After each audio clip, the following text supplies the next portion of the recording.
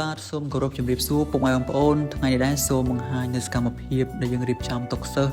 ចេញទៅខាងសាលាបឋមសិក្សាព្រែកក្របៅនៅខាងខេត្តកណ្ដាលបងប្អូនដែលមានចំនួន75តុបាទបងប្អូនហើយផ្ទៃមេឃស្រឡះមែនទែនដែលបង្កភាពងាយស្រួលនៅក្នុងការលើកដាក់ឡានអញ្ចឹងបងប្អូនហើយតុនេះដែរម្ចាស់ជំនួយគាត់បាញ់ជាតួអក្សរបងប្អូនវាពណ៌ខៀវបែបនេះបើបងប្អូនក៏ដូចជាលោកគ្រូអ្នកគ្រូមានតម្រូវការតុសិស្សអាចទៅមកខាងបងប្អូនបានយើងមានជាប្រភេទកៅអីជាប្រភេទតុជាប្រភេទឈុតតុគ្រូក៏មានដែរបងប្អូនចំពោះតុសិស្សយើងមានច្រើនម៉ូដបងប្អូនមានប្រភេទអង្គុយម្នាក់ឯងអង្គុយ2នាក់ប្រភេទអត់ថតនិងមានថតតុហើយពណ៌នៅក្នុងរូបនេះគឺជាពណ៌ធម្មជាតិបងប្អូនចាំបានជាពណ៌ឈើក៏បានដែរបងប្អូនហើយនេះគឺជាសកម្មភាពដែលឡានបានចូលមកដល់ក្នុងបរិវេណសាលារៀនបងប្អូនសម្រាប់ព័ត៌មានបន្ថែមបងប្អូនអាចតាក់ទងតាមលេខទូរស័ព្ទ3ប្រព័ន្ធខាងលើ